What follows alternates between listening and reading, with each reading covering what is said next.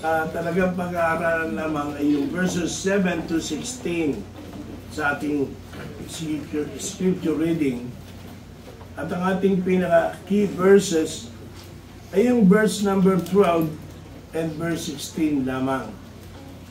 So yun ang ating babasahin uli, o aking babasahin, verses 12 and 16. Saan sabi rito, and she said, as the Lord thy God liveth, I have not a cake, but a handful of meal in a barrel, and a little oil in a cruse. And behold, I am gathering 2 sticks, that I may go in and dress it for me and my son, that we may eat it and die. And the last verse, verse 16, and the barrel of meat wasted not, neither did the cruse of oil fail, according to the word of God, which he spake by Elijah. Ito po ay pamilyar na portion ng scripture para sa karamihan sa atin, di man ang lahat. Ito po ay nangyari nung time na ang Israel ay dumadaan sa mahirap na panahon ng kanyang buhay. Ang kanyang hari na si Ahab ay dinala sila sa idolatry at kasalanan. At dahil sa kasalanan ng bayan, ang Diyos ay nagpadala ng tagtuyot na nagtagal ng 3 taon at kalahati, 3.5 years. At dito yung konteksto ng ating pong pag-aaralan. No? Maraming approaches ang pwede natin gawin dito sa teksto. Maraming great lessons na matutunan natin dito. In fact, dito yung first time na aking ipinangaral ang tekstong ito. Alam natin na isa sa heroes of faith, si Elijah, ang central figure sa teksto. Yung kanyang karanasan ay tunay na may valuable insight sa ating paglalakbay bilang mga Kristiyano. Pero ngayong umaga, ako'y interesado sa buhay ng babaeng balo. Ang ating bibigyang pansin ay yung babaeng balo na nakatira sa Sarephat. Bagamat kaunti lamang ang sinulat ng Bible patungkol sa kanya. We don't even know her name. Pero kanyang buhay ay magiging source of inspiration. At mayroong profound truth para sa ating lahat na nagbabasa ng kasaysayan niya at nakikinig patungkol sa niya. Kaya nga ngayong umaga, I want to consider the situation surrounding the woman's meager existence as we take on the thought, the meal in a barrel and the oil in a cruse. Pamagat po na ating leksyon ay the meal in a barrel and the oil in a cruse. So, umpisa natin. Una, bigyang pansin natin the severity of the widow woman's situation. Take notice of the severity of the widow woman's situation dito sa ating pinag-aaralang mga talata. Malinaw na mabayang ito ay nabubuhay na meron siyang extreme circumstances at malalayo kanyang sitwasyon. Severe o malala ang kanyang sitwasyon. Take notice sa verses 9 and 10, yung kanyang difficulty. The widow woman's difficulty, o yung kanyang kahirapan. Sa verses 9 and 10. Sabi diyan, arise, get thee to Sarephat, which belongeth to Sidon, and dwell there. Behold, I have commanded a widow woman there to sustain thee. So he arose and went to Sarephat. And when he came to the gate of the city, behold, the widow woman was there gathering up sticks. So So 2 beses binanggit sa mga talatang ito na itong babae ay isang balo, widow. Ibig sabihin, dati siyang may asawa, pero yung kanyang asawa ay yumao na o patay na. It is interesting to note, mga kapatid, na ang Diyos ang nagsabi kay Elijah na inutusan niya itong babaeng balo para mangalaga sa kanya. No? Ang Diyos mismo, sabi niya, I have commanded a widow to sustain you. Sa kultura po nila noong araw, kahit pa paano, maging sa ating ngayon, ang maging balo ka, lalo na babae, ay napakahirap. Pag sinabing balong babae, ibig sabihin, very poor. Mahirap ang buhay. Hindi madali. At di natin alam kung gaano katagal na siyang balo, wala siyang sabi ang Bible. Pero isa lamang ang tiyak, mahirap ang kanyang buhay. Yung pang mahirap ng buhay, tagtuyot pa. So, may tagtuyot pang nangyayari, kaya lalong naging mahirap ang kanyang buhay na wala siyang katuwang. Walang asawa para tumuwang sa kanya sa panahon na yun. Kaya it appears that this woman's life was been filled with one tragedy after another. So, ito po yung buhay ng babaeng ito. Now, I want you to listen to me that some of you might be able to identify sa babae. Hindi kayo balo. Pero dumadaan din kayo sa mahirap na kalagayan ng buhay. Parang meron kayong, your life is filled with heartache and pain. Kaya nga minsan, nare-recite natin when it rains, it pours. Ang dami naman, di ba? Tapos yung isang problema, may dumating na nung iba. Di na ata matatapos ito. No? Ibig sabihin, kahit Kristiyano ka na, you are not excluded sa heartache or difficulty ng buhay. Are you listening? In fact, some of the most faithful Christians I know have faced great adversity. Ang pagiging tapat nila ay hindi naging dahilan para sila ay maging exempted sa hirap ng buhay. And secondly, take notice of the woman's despair. Mas malakas naman. Woman's despair. Nasa first part ng verse 12. Sabi diyan, and she said, as the Lord thy God liveth, I have not a cake, but an handful of meal in a barrel, and a little oil in a cruse. Despair means kawalang pag-asa. Bigyan pansin natin ang tila walang pag-asang kalagayan ng babaeng balo. Ang buhay niya ay tunay na desperado. Yung lalaki ng Diyos na si Elijah, nais niya yung cake of bread. So, pero ang problema, meron lamang siyang kakaunting dakot ng arena para gawin ang cake at kaunting langis para gawin ito. Yun lang, meron siya. No, yun lang. It appears that this was all she had left.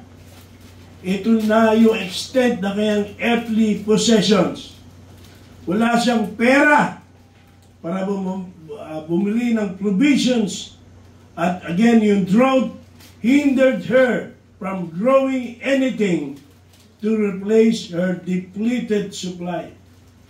Again, paring hindi man lahat, pero we too are facing difficult times. Iban sa political crisis na nangyari sa ating bansa, busy sa problema ng politika, hindi may alis na may problema pa rin sa ekonomiya. Marami pa rin Pilipino ang naghihirap. No? Marami pa rin Pilipino ang talagang dumadaan sa krisis ng buhay. Mustahin ka lang na itatabing konting salapi. Merong nawala ng trabaho. O hirap na hirap, umanap ng trabaho, matagal na. At may mga tahanan, lalo na, ang devastated by sin. And it seems that all they have is now gone. May mga pamilyang sira. May mga anak na rebelde. May mga asawang hindi tapat. Pamilyang wasak. Many today, no doubt, are living lives of despair that they never imagined. Walang pinagkaiba sa babaeng balong ito. At hindi lamang hindi lamang bigyan pansin natin yung kanyang kahirapan or difficulty at kanyang kawalang pag-asa or despair. Take notice sa kabuuan ng verse number 12, itong diagnosis patungkol sa babaeng ito. Suriin natin, anong pagsusuri ng Biblia sa kalagayan ng babae. Verse number 12, at basahin uli natin. Sabi niyan, and she said, as the Lord thy God liveth, I have not a cake, but a handful of meal in a barrel, and a little oil in a cruse. And behold, I am gathering 2 sticks, that I may go in and dress it for me and my son, that we may eat it and die. In other words, siya po ay resigned na to defeat. She had resigned to defeat. Ang buhay niya ay tila wala ng pag-asa. Sabi niya, what's the use of living? Ano pa dahilan ko para magpatuloy na mabuhay sa mundong ito? All that she possessed would be gone along and with her hope for the future. Wala nang pag-asa sa kinabukasan. That's why she was prepared to fix one last meal and die. Hindi ba isang malaking tragedy yung ganyan? Isn't that tragic? Ang babaeng balong ito, no doubt loved her son. She had lived a difficult life, and now she was ready to end it all. She had reached the end of her rope and was ready to let go. I am convinced that many in our day are there as well. Ang buhay has not turned out as they had planned. Marami, wala ng pera, ang mga inaasang trabaho ay hindi nagbigay ng security at wala na. Life now seems hopeless and they are ready to give up on living. And you might say, surely, di naman masyadong seryoso. No. I can just assure you that it is a serious situation. Marami will put the battle and have no more strength to press on. It might surprise us to know just how many have reached the point of desperation. So that's what the situation ng babae, the severity of the widow woman's situation. Nandiyan kayo? Amen. Let us take note, secondly, the sufficiency in the widow woman's situation. The sufficiency in the widow woman's situation. Alam niyo, natutuwa ako na hindi nagtapos ang istorya ng babae ng ganun na lang. Amen. The story didn't end here. Amen. The widow soon will find hope in her desperation. Makakita siya ng pag-asa sa kanyang kawalang pag-asa. She found that she possessed all that she needed to survive. Meron pala siya na kailangan niya para siya ay makasurvive sa kanyang situation. What was involved in the sufficiency of her situation. Una, yung kanyang pananampalataya. Nakita natin yung the widow woman's faith to the Lord. Ang pananampalataya niya sa ating Panginoon. We have that in verses 13 to 14. Ano sabi? And Elijah said unto her, Fear not, and do as thou hast said, but make me thereof a little cake first, and bring it unto me, and after make for thee, and for thy son. For thus saith the Lord God of Israel, the barrel of meal shall not waste, neither shall the cruse of oil fail, until the day the Lord sendeth rain upon the earth. So tandaan nyo mga balida, na kakaunti na lamang ang arena at langis na meron siya. At muli, handa na siyang mamatay kasama niyang kanyang anak. Pagkain nila ng muli nilang hapunan. Pero narito si Elijah. Nung sinabi niya, kaunti na lang, humirit pa rin si Elijah. O sige, basta ako muna ipagluto mo. Ako muna paggawa mo. Ang bira. May matitira pa ba? Buti na lang, hindi to member ng Baptist Church ngayon. Sasabihin, swapang yung pastor, naghihirap na nga kami.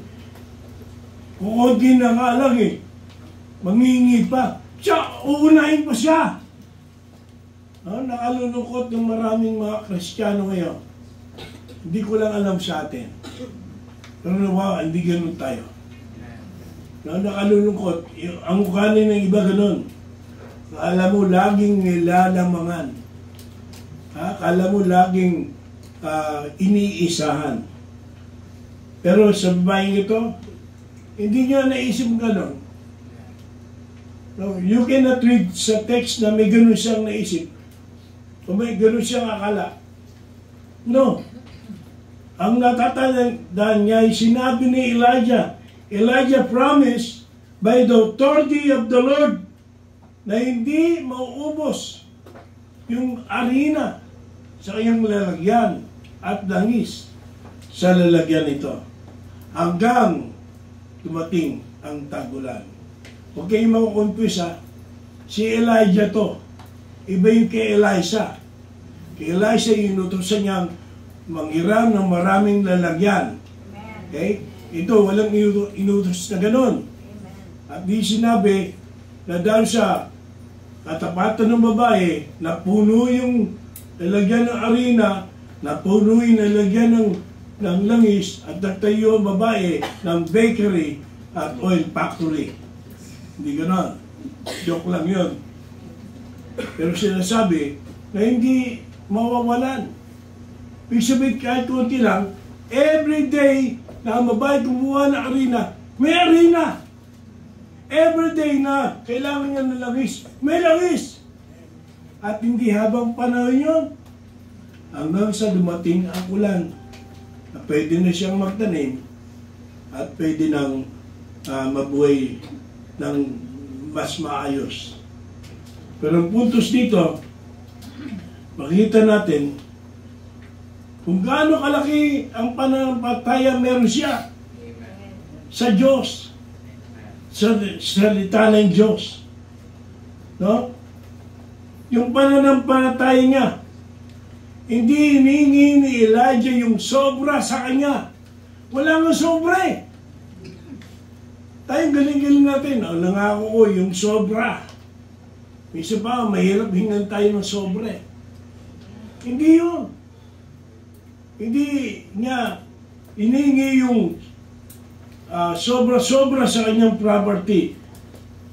Lahat ng meron siya, natitira sa kanya. Yun na yun. So this widow woman, she had to step out in faith. Ganun ang pananampalataya, mga kapatid. And much of our lives must be lived by faith. Tayo man dapat matuto tayong mabuhay sa pananampalataya. We have placed our faith and trust sa Diyos na na kayang tugunin ang ating mga pangangailangan. Amen. Do you believe that? Amen. Our God can meet our needs. He made the promise. He will meet our needs. He will supply not our luxuries, but our necessities. Kaya kailangan yung living by faith. And you know what? Living by faith is easy preaching. May mga preacher tayo, they can preach about faith. Mga bata pa, you can preach about faith. Ha? Pero huwag yung kalimutan, matatanda rito kasama natin. Wala.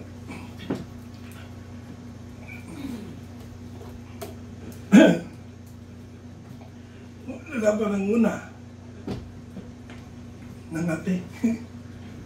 Wala pa ng una. Yung kalimutan. Kaya marami nagtagal sa 10 taon, 15 taon. Pero iba yung mga kapatiran namin nagtagal ng higit sa 30 taon. Nakasama namin hanggang ngayon. Kinokomment ko yung mga membro na ang tagal na sa complex pa kasama natin. Pero nagpapatuloy pa rin sa Panginoon. Marami nalagas sa daan. Kaya nga tama siya Wendell Evans, ba? Ministry or Christianity is not measured by years. It is measured by decades. 10 years ago, marami tayong kasama na wala na rito ngayon. Ang dali lang mag-preach, ang dali lang magsabi, nananampalataya ako. But it's hard to practice faith. And we need to practice faith. Yung mga bata, amen. No? Young people, marami pang young people kaysa sa inyo nung araw. Pero nasan sila? You see? Ang kailangan ng iglesyang ito ay hindi marami. Pero kundi yung mga taong may totoong pananampalataya sa Diyos. Sabagat sa pananampalataya, handa nilang harapin at tiisin ang mga sitwasyon dumating sa kanilang buhay. Isin pa ba kayo? Amen. So take notice of the women's faith to the Lord. And because of that, sumunod siya sa Panginoon. The widow woman's following the Lord. Sabi sa verse 15, first part ng verse 15. And she went and did according to the saying of Elijah. Ito yung magandang church, no? Magandang member, Pagkatapos makinig ng preaching, nag-amen, pagtapos ng service, muwi, para ganapin ang salita ng Diyos. Iba, di nga makapag-amen. At iba, dito lang, magbubos lang, tapos na. Wala nang maalala. Wala na. Hindi susundin. Hindi gaganapin. Kaya nga, kulang. We must keep in mind na ang faith, hindi ganyan. Faith is more than just saying amen. Faith is not easy. It's hard to practice. But we must practice faith. Amen. And keep in mind also na ang Diyos hindi nangihingi ng ng labis. God isn't asking for our excess. No. Ayaw niya nung tira-tira lamang natin ang ibibigay natin sa Kanya. He wants our all. Lahat ng meron tayo. Buo nating puso, buo nating isip, buo nating kalakasan, buo nating buhay. Lahat tayo. Hindi lang isang membro. Hindi lang ilang membro. Lahat tayo. Isang araw nakinig ako kay Pastor Edwin sa symposium sa, hindi ko alam yun eh. At inabot ko yung sinasabi niya, dapat lahat ng member may ginagawa sa church. And I agree with him, hindi pwedeng uupo lang dyan, pag may service na uupo lang dyan, pagkatapos wala na. Dapat bawat member, lahat ng membro, may ginagawa sa church. Kahit matanda. Kasi sa church, hindi lahat kaya mong gawin. Okay, naintindihan natin, hindi lahat kaya mag-soul winning. Matandaan na tayo. Hindi lahat kaya mag-choir. Boses malaka na tayo. Hindi ka lahat kaya magturo sa mga bata. Pero at least, may ministry. Sabi ni Pastor Edwin, yung mga babae, walang ministry, may halaman sa church. At least, every Saturday, pupunta ron, magdidilig lang ng halaman.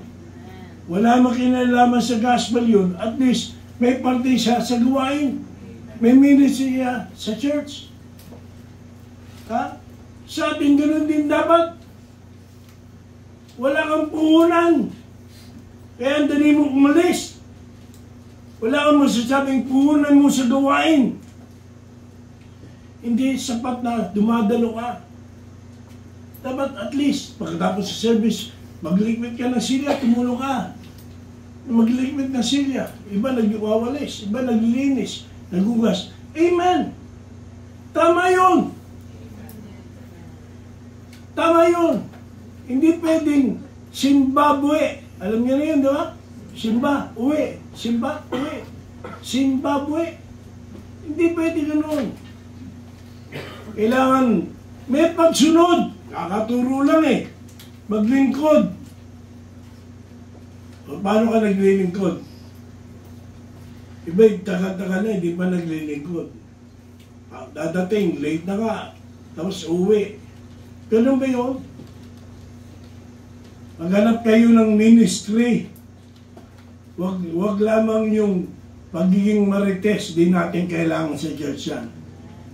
Kailangan natin yung gagawa para sa Panginoon sa ministeryo. So itong babaeng ito, she followed, she stepped out in faith and followed the direction of the Lord. She gave all that she had before she received anything in return. Her faith had to be proven by her actions. Tama yun. No, mapapatunayan ang ating pananampalataya sa ating gawa, hindi sa ating gawa, sa ating pagkilos, sa ating pagsunod. Paring babae, she believed God would meet her need. Pero until she stepped out and trusted Him, she wouldn't know for sure that God can provide her needs. So until na hindi natin sinusunod yung kalooban ng Panginoon, hindi mo mararanasan ang katotohanan ng mga pangako ng Diyos sa Kanyang salita. We are commanded to have faith in the Lord. But faith is of little value apart from obedience. Are you listening? Yes. Nandiyan ba kayo? Yes. Faith is of little value apart from obedience. We must obey the Lord. You see? We must be willing to do as He says. God may have placed a particular burden in your heart. He may want you to pursue a new direction for Him. You may possess the faith that God will provide, but you will never know for sure until you step out in faith. Ang iglesia sa kabuuan may have need to step out in faith. He believed that God is able, but often we are reluctant to follow His direction for our lives. We will never experience the bounty of God until we are willing to follow Him. We must be willing to follow Him. And not only yung kanyang faith, not only yung kanyang obedience by following the Lord. Nakita natin sa verses 15 and 16, yung resulta ng pagsunod sa Diyos by faith. Ano yun? Favor. The widow woman's favor from the Lord. Pinaburan naman siya ng Diyos. Kinantipalaan naman ng Diyos ang kanyang pananampalataya na pinaturayan niya sa kanyang pagsunod. Verses 15 and 16, anda, basa. Everybody.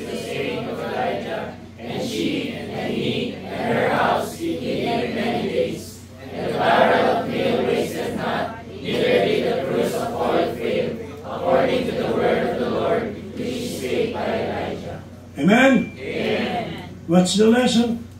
The lesson is God honored her faithfulness.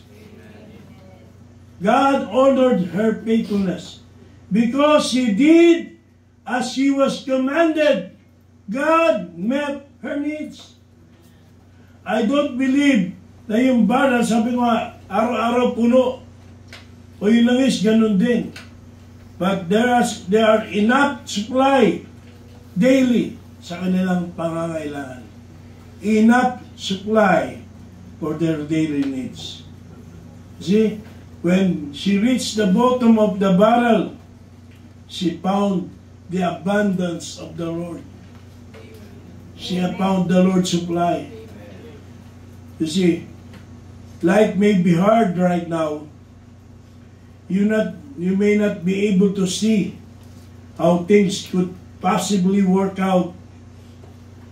Tagal-tagal na yung kahirapan ng iyong pamilya, desperado na, at para imposible na makaahon sa problema.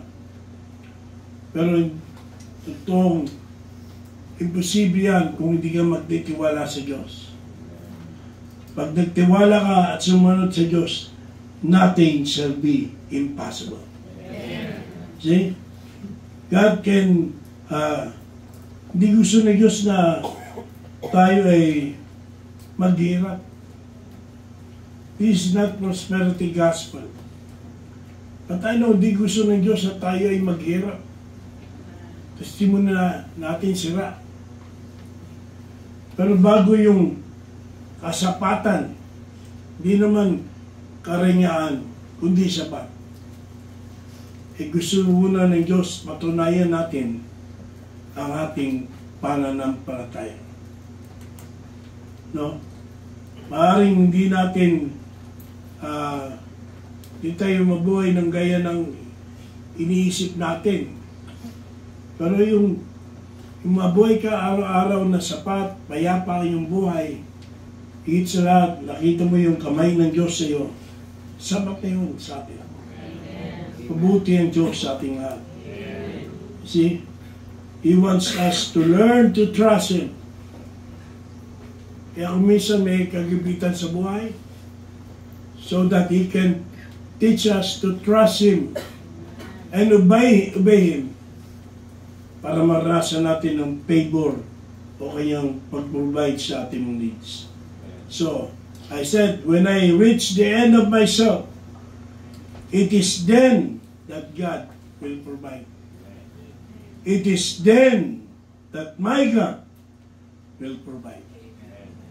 So nakita natin, una yung severity of the widow woman's situation. No? Kanyang maluba at malalang sitwasyon.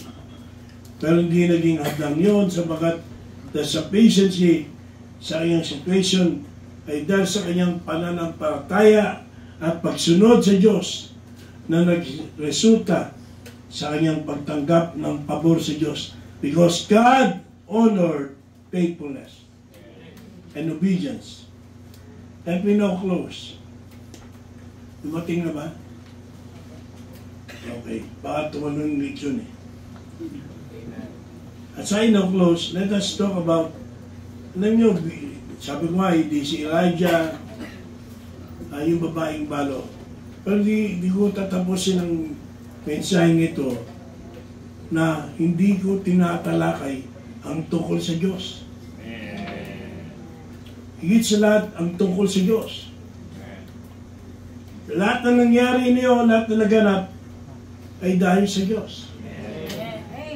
That's why our third and last point is the sovereignty in the widow woman's situation. Sovereignty. Of course, we're talking about God. Ang soberanong Diyos. And I want to close with that thought this morning. To think about the sovereignty of God. From our perspective, tila wala nang pag-asa yung kanyang buhay. Falling apart. Pero baliktaran pala nito ang katotohanan. Baliktaran ng katotohanan. Maaring may hard time siya na makita kung may unawaan ang nangyayari sa buhay niya. But listen, God was always in control. Amen. God is always in control. Amen. Our lives are no different, brothers and sisters. Our God is sovereign. Amen. He is always in control. Amen. In our situation. Take notice, the sovereign God has a plan sa verses 7 to 9. Batas na tayo. Reaktuhan natin to, balikan natin. Bago pa mangyari yung sa babaeng balo, sinabi na ng Diyos ang kanyang plano kay Elijah. Saan? 7 to 9. Basa. Para di mapanas ang laway. Handa, basa. And it came to pass after a while that the brook dried up, because there had been no rain in the land. And the word of the Lord came unto him, saying, Arise, get into Zarephath, which belongeth to Sidon, and dwell there. Behold, I have commanded the widow woman to stay in me. So he arose and went to Zarephath. So bago doon sa Zarephath, doon siya sa isang brook, sabi ng Bible, habang mayroong tagtuyot at may naiinom siyang tubig at pinapakain siya ng uwak. Huwag pa yan, ha? Baka matulog eh. Okay. Pinapakain siya ng uwak. Noong time na nagsimula yung drought. Pero, nagpasimulang matuyo yung brook. Wala yung kinukuha na niya ng tubig. Pero ang Diyos ba na sorpresa? Hindi. Alam ng Diyos, matutuyo yung brook. Alam ng Diyos yun. Kaya, nung mangyari, natuyo na yung brook, meron ng plano ang Diyos. Alam niyo ba, ganun ang Diyos natin? Walang aksidente sa Diyos. Hindi nagugulat ang Diyos. Ha? Di ko alain matutuyo pala yung brook. Nagulat ako. Hindi ganun ang Diyos natin. Bakit ganun ang Diyos mo? Hindi ganun ang Diyos ng Biblia. Hindi ganun ang tunay at buhay na Diyos. Hindi nasusurpresa kailanman ang Diyos. Tayo nasusurpresa. Pero ang Diyos hindi kailanman. At bago mangyari ang isang sitwasyon, may plano na siya nakasunod. Meron ng planong inihanda ang Diyos. Sabi ng Diyos kay Elijah, okay, don't worry, umalis ka na dyan sa brook. Pumunta ka rin sa Zarephath at inihanda ko ang isang babaeng balo to meet you. And I'm going to use her situation for my glory and for your good as my prophet, and also for them sa kanilang pagtitiwala at pagsunod sa akin. Hindi, okay, first and foremost, for God's glory, sa kanisa kay bubuti ni Elijah. Pero hindi naman pinabayaan ng Diyos yung babaeng balo at ang kanyang anak. Win-win situation talaga. Pag ang Diyos nagplano, sigurado tagumpay. Pagmat mahirap sa valley, pero ito yung time na ang hirap makita yung kamay ng Diyos. Di mo makita yung kamay ng Diyos. Di natin laging naunawaan ano nangyari sa ating buhay, ano gaganap sa buhay natin. But we must have faith that God has a plan. Dapat tayong may pananampalataya. Ang Diyos ay may plano para sa bawat isa. Diba Jeremiah 29:11 eh? Ano sabi sa Jeremiah 29:11? Kindly show the verse nga. Paborito mo na, for I know, the thoughts that I think toward you, save the Lord, thoughts of peace, not of evil, to give you an expected end. Mabuti ang plano ng Diyos sa atin. Hindi nagplano ang Diyos na masama. Kaya nga si Joseph, di ba? Takot mga kapatid niya, nalaman na, bait pala siya at mga pangyarihan. Takot sila eh. Pero sabi ni Joseph, you meant evil against me, but God overruled it for good. Kasama yan sa plano ng Diyos. Di ko man maintindihan, dumaan ako sa pit, pupunta sa prison, but I ended up in a palace. Because yun ang plano ng Diyos. Ang Diyos, mabuti ang plano sa akin. Can you claim that? Amen. Ang Diyos, mabuti ang plano sa atin. Amen. Kaya nga kailangan nating magtiwala at patuloy na sumunod sa Kanya. Ano umaadlang kawalang pananampalataya at hindi magsunod sa Diyos. Yun ang adlang. So, hindi kinakailangan may unawaan mo agad. Maunawaan mo lahat.